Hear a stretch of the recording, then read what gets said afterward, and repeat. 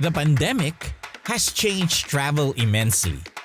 As the industry adjusts to the world's evolving situation, aviation continues to be at the forefront of promoting safe and responsible travel. Private aircraft provide an exclusive and secure means of travel, allowing you to continue to go on adventures. Join us as we explore previously undiscovered towns in the Philippines, places that offer peaceful isolation, cultural gems, and a glimpse of the simple life.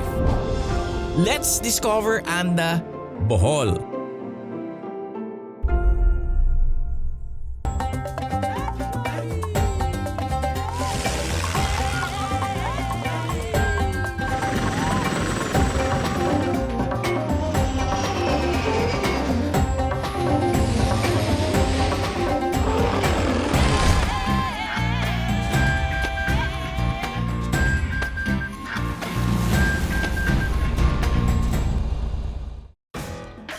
As tourism in the country slowly opens up, we know how important the role of general aviation is bound to be. Private aircraft can be chartered by small groups of people, allowing for less exposure and health risks. The Bohol Wings aircraft, a Quest Kodiak, serves this purpose. Work on this aircraft began just before the pandemic. Meant to service flights between Manila, Bohol, and Cebu, the Kodiak is a very reliable single-engine turboprop. I guess you know where I'm going. I decided to fly to Bohol to see more of the province. From Manila, it's a 2.5-hour flight on the Kodiak, depending on wind conditions.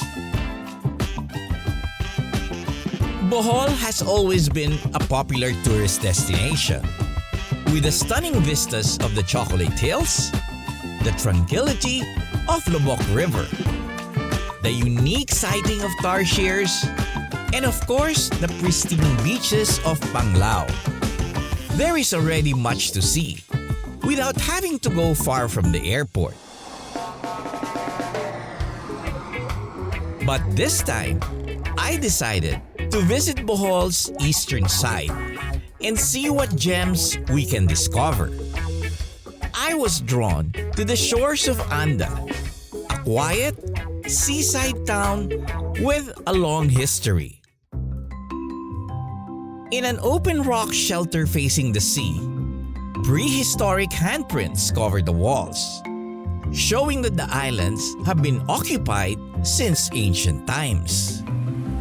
The name of the town is said to be taken from the Spanish word andar, which means to move, in reference to the piles of sand and gravel pushed around by the waves, making the land seem to walk. Anda is known for its long stretch of powdery white sand beach, reminiscent of Boracay before it was overdeveloped. A lush green mountain range, gently sloping down into the flatlands that make up the town, frames the beach against the sky.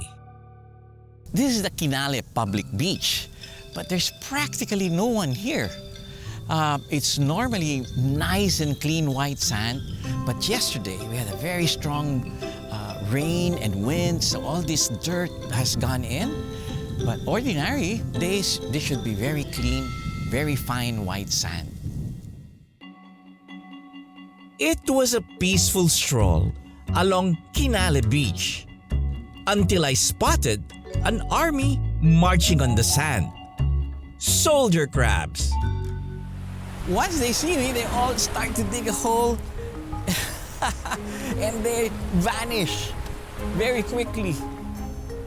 Wow. There's like 50 of them. And they're all so colorful. Wow.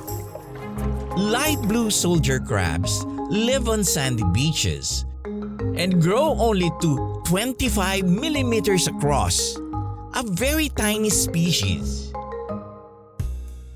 They live mostly under the sand and emerge during low tide. They are quite amusing to watch.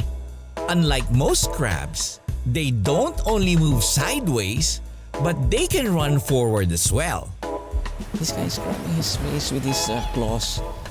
1, 2, 3, 4. So 4 legs and 2 claws. There he is, cleaning his face. Soldier crabs eat organic matter in the sand. They scoop the sand to their mouth and sift out the edible materials. Then discard the rest. I can spend all day just watching these crabs. See, all of them are just hiding. They're gone. The minute they feel I'm around, they're gone. They feed very quickly and burrow themselves again in the sand in a corkscrew motion. I'm not sure if soldier crabs are edible, so I went to a place where I know the seafood is. Well, this is the Anda Public Market. It's the center of everything.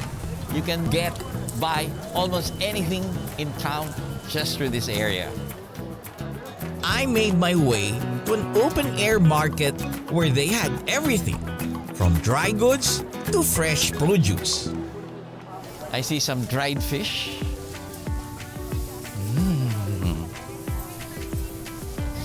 I can smell it from afar. Wow, this will be very good breakfast. I think I will enjoy breakfast. Anong isda ho ito? Potpot. Pero ano to? Tubing dagat. Magkano yung ganyan? Masabot. 80 ang kilo. 280? Ganun rin ka ba? 140. Depende sa klase. Depende sa klase. It was interesting to walk around and see what the local harvest is. And it's a very safe way to shop since it's an open area. Then, of course, there is the harvest from the sea. This side of Bohol is also known for its abundant catch. Seeing all the fresh food worked up my appetite. It's a good thing our next stop is right around the corner. When in Anda, the best place to have lunch is the Anda Food Center. It's open air, safe for everyone. It has the best Anda recipes. It's right beside the busy market. And it is a cooperative, so the quality of food is taken care of and watched by the group. I'm hungry. It's a very popular place to stop for a quick meal or order food to go. Well, here are the specialties of Anda. Everything looks very fresh. They have just finished cooking it. Eggplant. Anda Express. Very spicy, they say. Bunch of vegetables. Pork chops. Chili sauce. I think I'm going to enjoy this. And I don't want to see a weighing scale for the next 2 weeks. Everything tasted good, and I'm beginning to enjoy the slow pace of life in this sleepy seaside town. Up next, I find more of Anda's hidden gems, from beach escapes to heritage sites. A truly welcome experience for travelers hungry for new discoveries.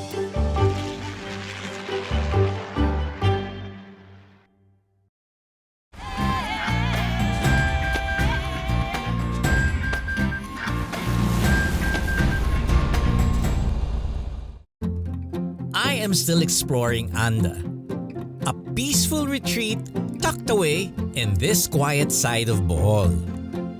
Surrounded by the Bohol Sea, Anda also has diverse aquatic life, making it ideal for snorkeling, scuba diving, and other water activities.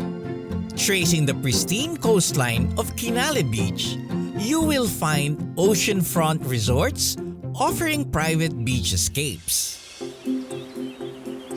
Anda White Beach Resort sits on powdery white sand and crystal waters, surrounded by lush tropical greens.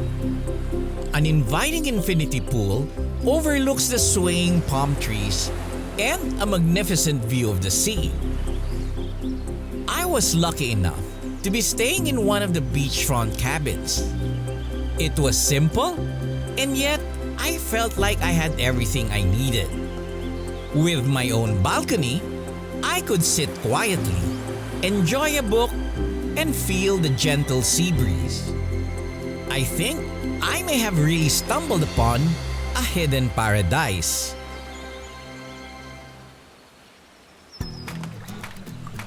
Anda started out as a small seaside town with lots of mangroves, hardwood, and vast tracts of land. As the town's population grew, a parish church was constructed in 1885. I was able to talk to Mrs. Alice Alo, a local resident whose family has been here for generations. So the townspeople decided to build a church, only a makeshift church. Later on, the people decided, the mayor at the time was Silverio Escobedo during his time. The people and the officials of the town wanted to build a concrete church. So they agreed na they have to group themselves according to their skills. Some were getting big lumber from the mountains. Some were grouped as making cement.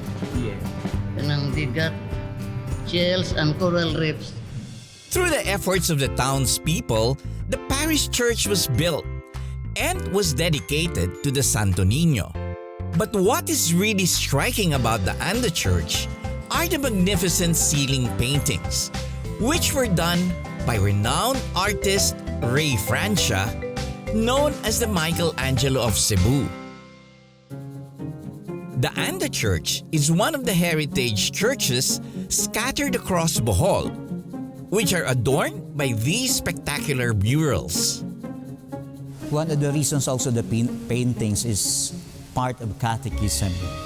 For example, the seven sacraments, the saints, four evangelists, the Trinity.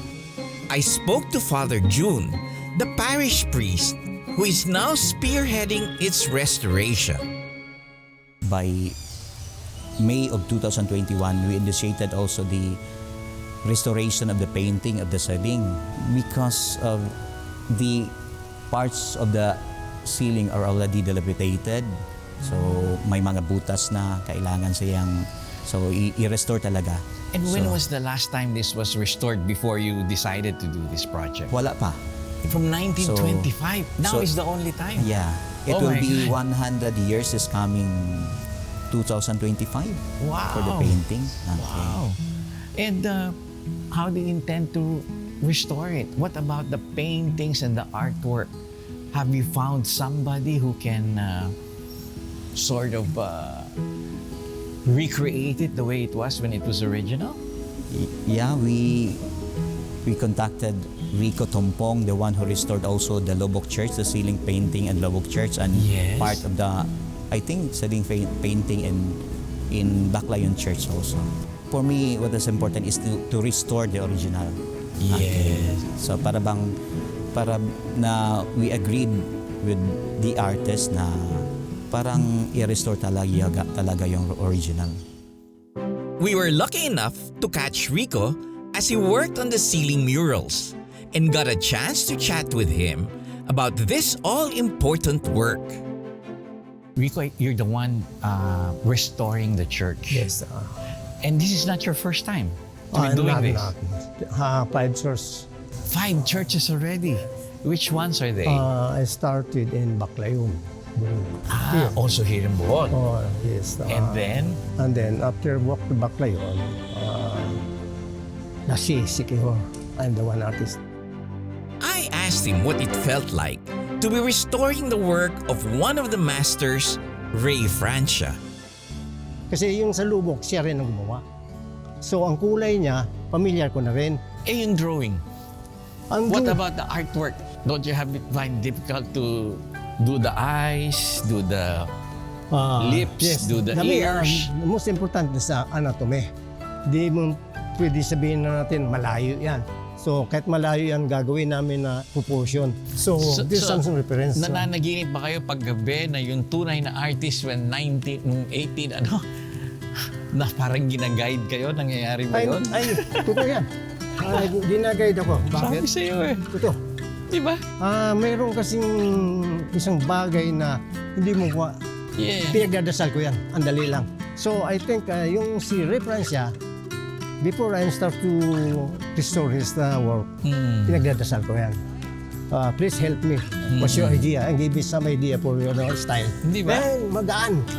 Kasi ito, ang mga artist dati, so they are proud din na yung malaki nila na naibalik ko yung ano. Maligaya rin sila. Diba? Maligaya sila. Kasi naibalik. It was a very interesting afternoon, learning about Anda's remarkable cultural heritage, being preserved not only inside the church, but also in the memory of Anda's faithful. Up next, there's more to discover in this side of Bohol as I venture into the neighboring towns, finding a rich agricultural landscape and a region filled with a lot of tourism potential.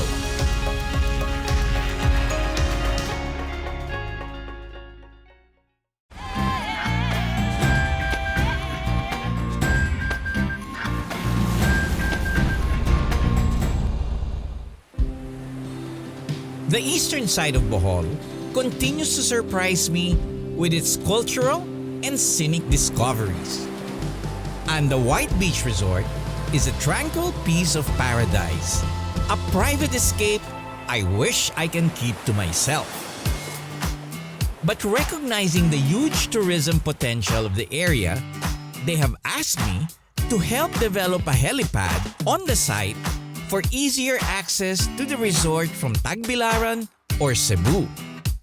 From Tagbilaran Airport, it's still a good 2-hour drive to reach Anda. If only an airport can cater to this side of Bohol, tourism can help uplift the economy of the towns in this area.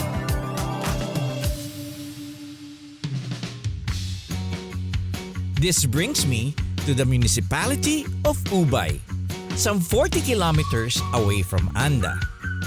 I was met by Ubay Mayor Constantino Reyes as we inspected the unused runway in the town.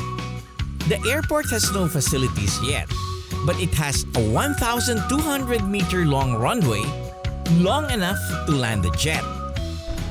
So this is the Ubay Airport. As you see, it's all finished, but there are some issues because of the fencing, because of safety.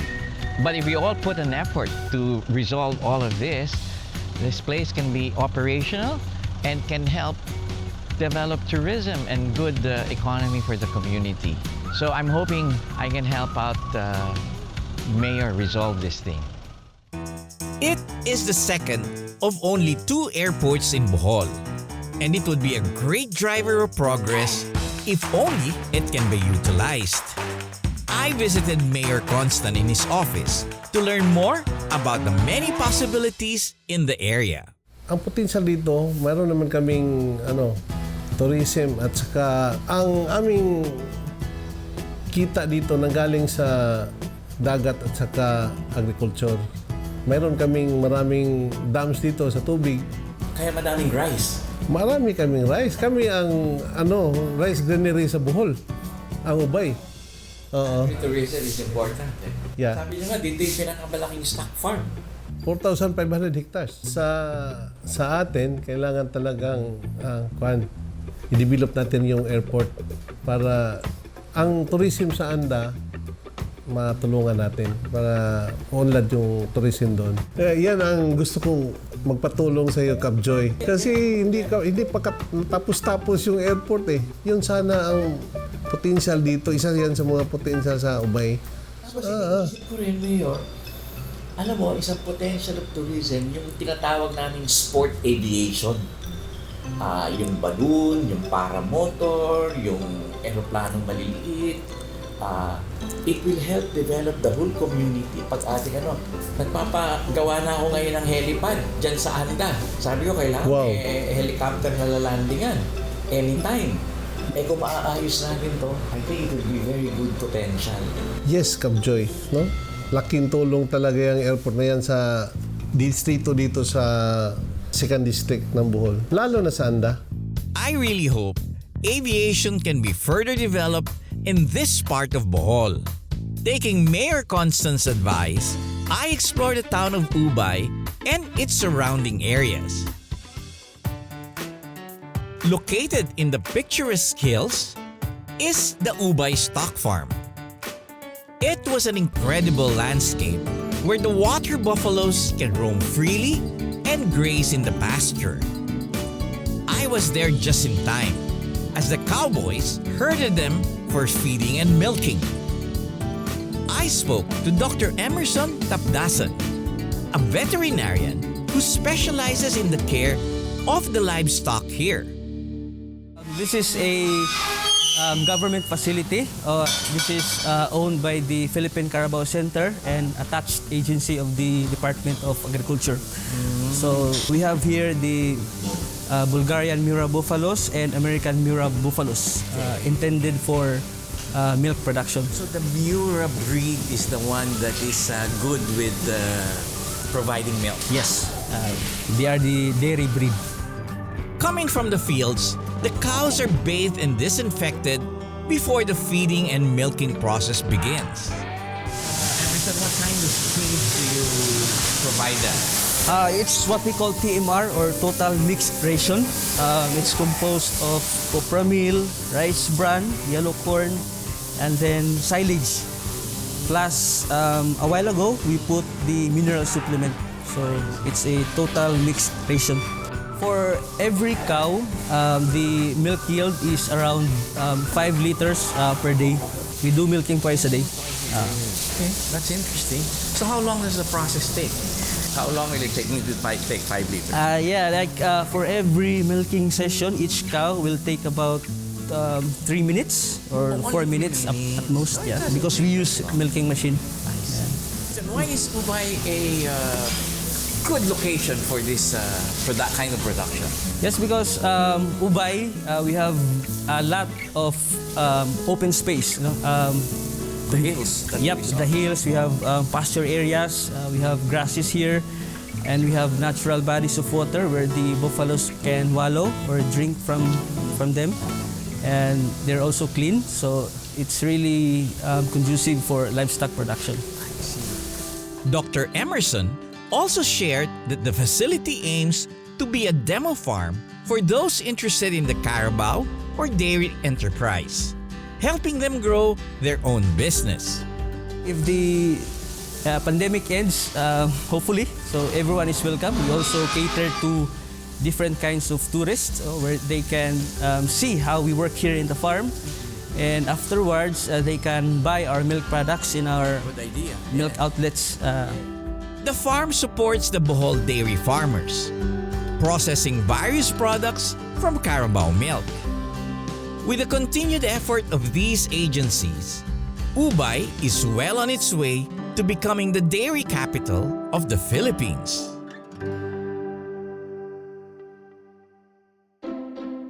From Ubay, we stop by the small town of Kandihay to see another agricultural product that the province is famous for. Rows upon rows of rice fields dominated the landscape. Bohol is, after all, the largest producer of rice in Central Visayas. Something I never expected is that they have their own rice terraces here in Bohol. People have adapted to the hilly terrain and started planting rice just like they did in the mountain province. The Kadapdapan rice terraces are a vivid mix of green and yellow, sprawling across the slopes of Kandihay. It is harvest time, and the farmers are hard at work.